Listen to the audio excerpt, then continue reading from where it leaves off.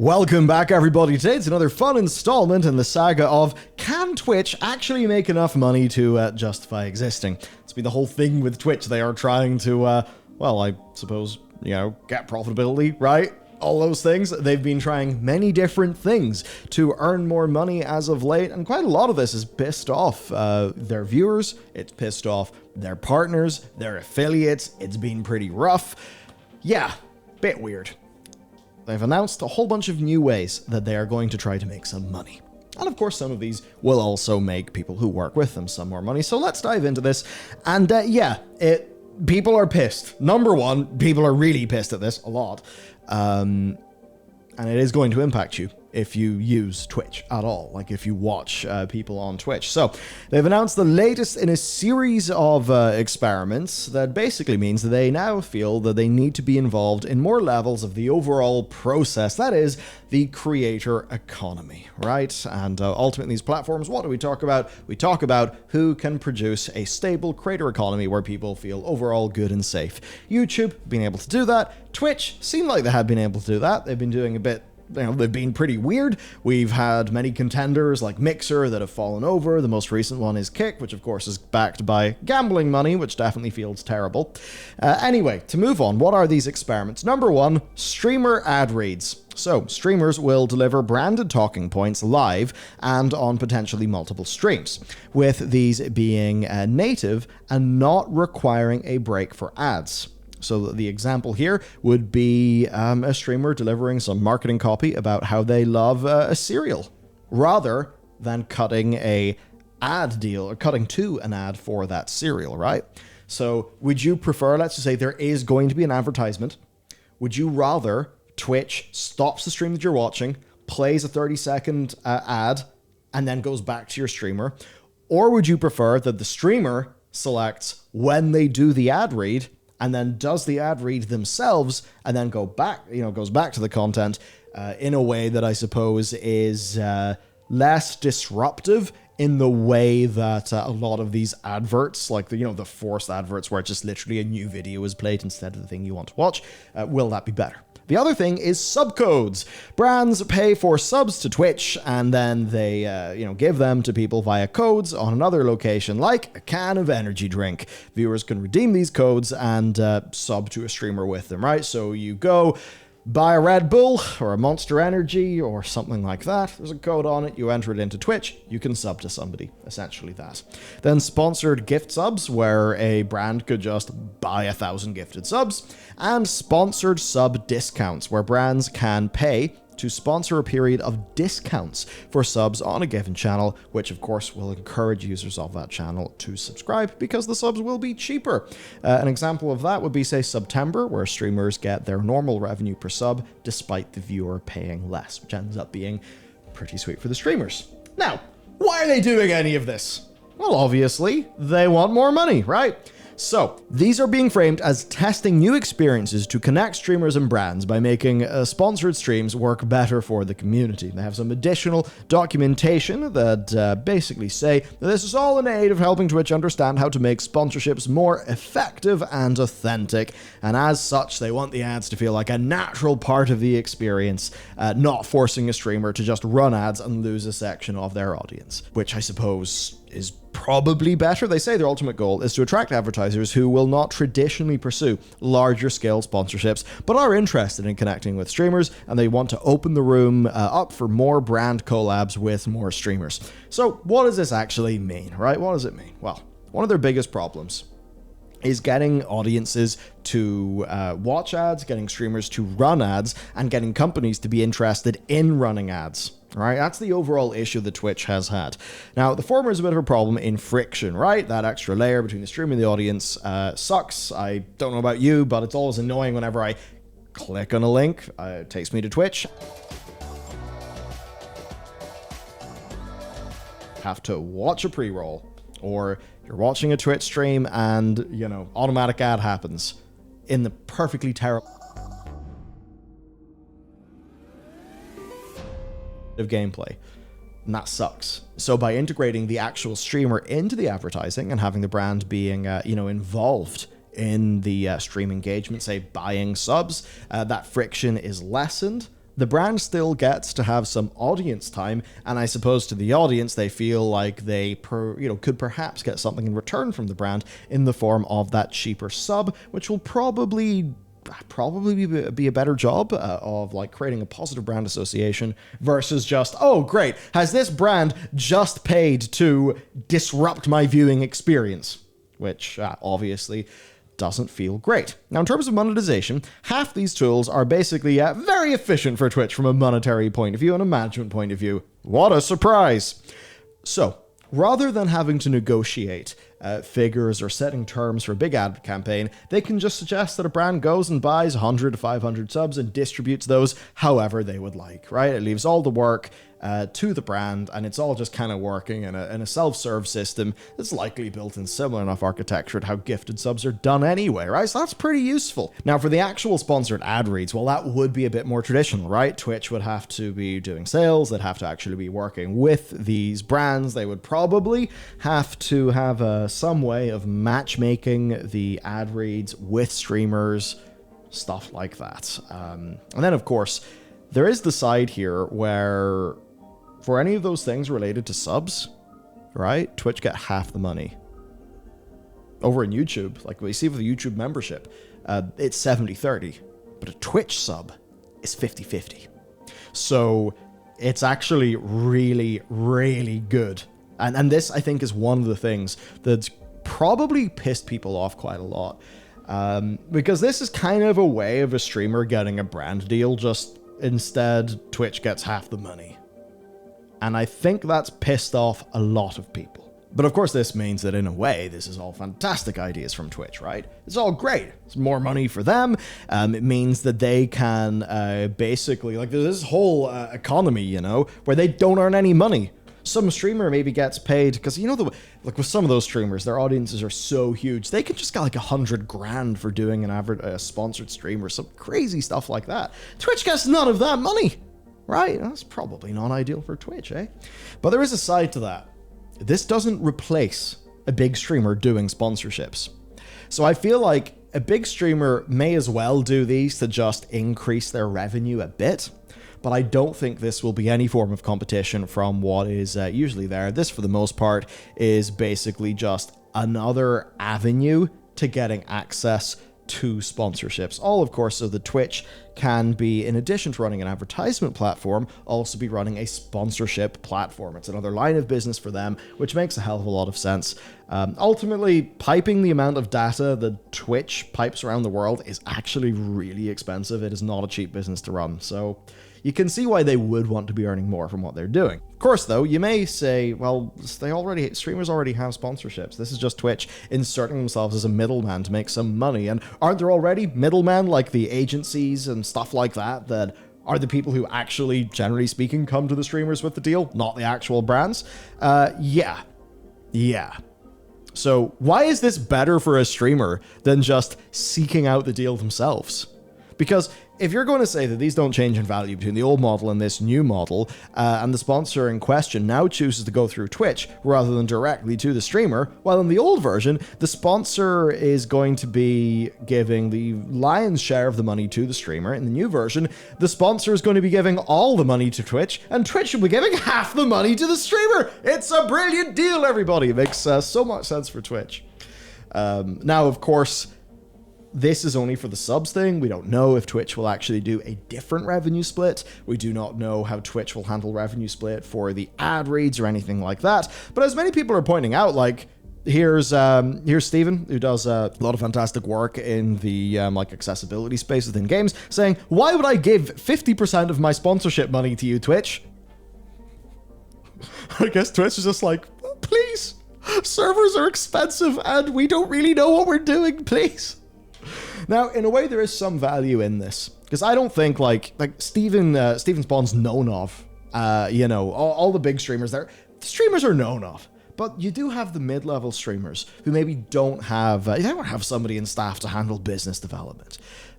They maybe haven't surfaced on you know, on the various different email lists, because I don't know how brands are able to harvest everybody's email, but seriously, like I got like 5 Raid Shadow Legends a week. It does my head in. But a lot of people will not have that. So the more readily accessible way for them to actually begin to earn some revenue in this will be doing it via the Twitch system. Especially, imagine like, say with the advertisement running incentives that Twitch has, where they basically just say, stream this many hours a month, run this amount of ads, you will earn this amount of money. Do more, you'll earn that amount of money. If Twitch was basically to use a similar system that just says, do this ad read, you'll earn this amount of money. And somebody's just going through their stream and it's like, I could run an ad, or I could just do this ad read, and the ad read will pay me more money. I'll just do that. And to them, they wouldn't even really care much about what Twitch's cut of that is, or even how much of a deal that they're getting, because basically it's like, well, I'm streaming anyway. I could say these words, and I'll get a lot more revenue for my stream, and I can support myself more. And I think for some of the streamers that this would be targeting, like that could be the difference between getting a new camera in a month or two. All right, if we're more thinking about the like the mid-level streamers, like the bottom 90%, because Twitch is humongously a case of survivorship bias. So I do think that there is some value in what Twitch would be doing here to people who are really not set up with that whole infrastructure when it comes to sponsorships and stuff. Because you see, once you start doing that, it eats up a lot of your time. It's only really now that I've like been able to grow our operations a bit more that I can handle all those sponsorship things without it like kind of sucking for me, like personally, and getting in the, you know, just getting in the way of things. So there is certainly a value in this, but I guess for people will be, what will Twitch's cut be? How well will they pay? Now, Asmongold did do some comment on this, which I do think is worth talking about. He's obviously a major name in this space. He said that ultimately this is probably beneficial to streamers who don't want to engage in the process of seeking out a sponsorship, negotiating terms, and setting content plans. True. Like, that is, I think, basically, like, totally true. So whenever a streamer or anybody is doing, like, an ad read, you know, you're sent all the talking points. You gotta, in the case like YouTube or whatever, you gotta make your integration, send it back to them for review, and all of that can be a real pain in the ass when you're making videos like that sometimes are breaking news, and the sponsor stuff can be really hard to do from an operational perspective. And frankly, it's just a lot of email, and no one likes email. Nobody likes email. Email sucks. So if you don't want to deal with any of that shit, then this is money you otherwise would not have earned. And because it's not cutting to a pre-roll that is hyper disruptive to the viewer experience, it's probably better for the viewers than just getting a 30-second Audible ad that they've seen 8 times already that day, I suppose. Now, generally, talent manager and agency fees are about 10 to 20%. They're not 50%. We do not know what Twitch is actually going to be doing here. The assumption is for that all these things that are to do with subs, that Twitch will be 50-50, because that's how subs work as of their new announcement that was met with backlash. Will these be 50-50? We do not know. Now, Asmongold said that he was consulted on these experiments by Twitch, but he was not able to give specific details. I wonder, like, if they gave him specific details that he really didn't like, would he have said this? Because I feel like if he didn't like it but was consulted on it, like, he would still say what he thinks, even if he knows he can't reveal the details. So perhaps that suggests it's not 50%. Kind of hard to say. Now, obviously, they've done the bounty model for streaming games, which allows smaller streamers to access monetization that really would not be available for them otherwise, right? And people of many scales, they can't get their foot in the door with a big multinational corp for a sponsorship of their own, but maybe as a part of a broad Twitch-based package, somebody can get in on a wider campaign. So that's the idea of like, are Coca-Cola going to find you, mid-level streamer? No. What if a humongous buy is done on Twitch and it's a big campaign, and maybe some of the smaller streamers actually get in that campaign? Oh, okay, that's a way that you could get the bag for that. Man, actually on that, you know, it is, and this may be surprising to many people, obviously, a bit of what we do is working within, you know, game development, worked with a game publisher before, know plenty of people who are working with them. Well, I can tell you, the thought is generally never to do sponsored stuff of big streamer names. They do not convert well. What a lot of the publishers, at least in the premium indie space, have is they have targeted small to mid-level creators. Basically people who, you won't know them unless you know. But their audiences tend to be more engaged in what they're doing, because what they're doing is generally a bit more specific, a bit more niche. It's appealing to a crowd who are not massive, but they really love that thing. And those generally convert better. So this could be a case where brands could actually benefit from that higher conversion rate within a niche effect without having to go through the very large management overhaul of negotiating many contracts with many people that ultimately are contracts for small amounts, where, the operational overhead of doing a buy like that may actually be, it'll just no longer be expensive because it's going to take so long to administer. So it could actually work. And if you want a bit of an example of that, we do have this bounty here, right? And just imagine instead of Monster Hunter World Iceborne, it says Kellogg's. It's Cinnamon Crunch or some shit, right? At any point during a stream session for 4 minutes and 38 seconds, watch the Monster Hunter Iceborne Mix Set 101 video and discuss what you saw with an average of whatever amount of concurrent viewers. If you don't hit at least a minimum amount, you won't receive a payout. If you achieve the minimum but do not reach the goal, you'll get a proportional percentage. And it just talks about no needless bad-mouthing, blah, blah, blah. There's a bunch of terms. But the idea here is basically you meet the terms, you watch this video from our brand, you get $100.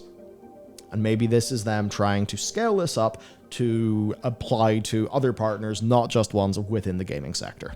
And ultimately, there's pros and cons here. Here's an example. If an individual sponsor is just not really providing good terms, a streamer always knows that they can go back to whatever the offer is in Twitch and just do that. So it does sort of set a bit of a bottom, a bit of a baseline in that market, because brands will know that if their deal doesn't look good, the streamer's just going to do the thing that's a lot easier to do and handled by Twitch, where they'll get their money as a part of their normal Twitch payout, where it'll just be easier, right? Easier in every way. Another side of it, of course, is that, well, more parts of the whole chain are controlled by Twitch. They can alter the terms of the deal. 50-50, right? Remember all the recent news has happened with Twitch. They can always alter the terms of the deal. And, when I think about what, DJ Wheat said, his post about some of the bigger people at Twitch, the newer people just not getting it, not really getting the community. That's when I think you start to be worried, because you look at Twitch and it's right, they are not making enough money right now. How do they make more money? Are the ways that they make more money going to be better or worse for the viewer or streamer experience? And you generally have got to assume probably worse by default, because it's not really going to be another great feature that'll earn everyone more money. I mean, maybe they could call this that, but I think to a lot of people it'll feel more like a scheme that will earn some more money, right? I know that a scheme can be a feature, but you kind of know that those words are a bit loaded. I'm saying them on purpose like that. Overall then, I think for the super big dedicated streamers, that's fine. They don't care about this. They can get their crazy big deals. They have their business managers. But I think just remember some of the point of this, what they said, what Twitch said. They said, attract advertisers who may not traditionally pursue larger scale sponsorships, but are interested in connecting with streamers. So these are tools that are really not aimed at the biggest streamers, seemingly, right? Maybe this is Twitch trying to invest more in not the biggest streamers. Maybe they think that could be a growth area where ultimately they can, and I mean, this is the bit that's a bit grim, but Twitch can continually, via their advertisement running incentive program, just slowly notch up and up and up and up and up the average amount of time streaming and average amount of advertisements ran per unit time, by controlling those incentives. Of course, by controlling these, they can also kind of do similar things. So ultimately, I do think that there's a way here where Twitch could, yes, act as a middleman, but, said badly it's a middleman, said well, it's a service provider, right? Here's a really good example. Even within what we do with a lot of sponsorship stuff now, I don't handle those emails. The guy that I work with, is he technically a middleman? I suppose you could say that, but I don't see it like that at all, because ultimately He's from that industry. He knows how to negotiate a better deal for me. He can handle how to do these negotiations that often are just quite awkward and, hard to do. And he does an excellent job at all that. So it's really fantastic. It means that we're able to earn more money doing the same thing, and I don't have to worry about as much management stuff. It is an amazing win-win situation. So if done really well, then this could mean that, because I think we all have this, maybe a streamer, a YouTuber, someone who's not able to go full-time yet, but you just adore their content, you love what they're doing, and, maybe they're clocking in so that they can earn money, and really the thing that they're excited to do is Twitch or YouTube, whatever their passion project, their hobby is, their side thing. The great case of this is that Twitch can act as a matchmaker, as a service provider, and allow those people to make more money, to be able to go pro. And if they're able to go pro, then what does that mean for us as viewers? Well, it means the people who produce the content that we enjoy, they will be more viably able to make more of that content for us to enjoy. And then Twitch also gets to be a more viable business. But the thing is, Twitch does not have people's good faith right now. They don't have the good faith. They've made many blunders. They've applied their own rules very inconsistently. We've heard, multiple people, I think his name's Dan Clancy. Not that I want to make it personal, but basically like the new head honcho is quite numbers focused, doesn't really get the community. I've heard allegations of that anyway. And they've just done all these things that it's just lost people's confidence. So there's a version of this where Twitch are able to say, this is our big new plan to allow more people to actually make a living off streaming and to do the cool new thing. There's a way you can see, right, how that would be awesome. They could say, hey, viewers, right, brands can just buy you gifted subs and you can get a whole bunch of sub benefits and your favorite streamers for less money. A brand can make every month be September. Wahoo! But so if they had the goodwill, they could have gotten away with this and people would have been happy. But as it is right now, people are just suspicious because we know you need to make more money. We know that your ex-employees sort of say that you don't get it. And we know you're probably going to take half of this. We don't trust it and we don't like you anymore. But we also feel stuck with you unless we want to go to Kick, which is funded by gambling evil. So, it's all a bit crazy, isn't it? That's the situation there. It's overall quite interesting. I mean, it's something that YouTube has evidently not felt that they've had to do. It's the sort of thing I can't say how much of the streaming game that I understand from a cost of business perspective. I know on YouTube, it's not live video, right? I mean, okay, it is if you're doing a live stream, but they can compress the fuck out of your videos. Look, 1080p in YouTube looks shit for a reason. It's because data costs money. They want to save in data. I don't know if it's just the case on Twitch is it's just expensive. YouTube, you can get good CPMs in YouTube. YouTube also is open to niches that aren't as big in, over on Twitch, but that do pay really well. I remember, I forget what it was. It was, those just men influencers who are all about, shave your balls. So I have done a Manscaped ad read literally 2 weeks ago. So I guess I'm one of those now. But I know that those men influencers, they can get $70 CPMs in gaming. It's motherfucker, you're getting between 2 and 7 or 2 and 8 CPM. But there's people make 10x that. If you wondered why there's so many financial YouTubers who basically every time Jerome Powell gets out of bed in the morning, they make a new, humongous video about the stock market, the CPM on anything that's financial is massive. Beauty, makeup, lifestyle.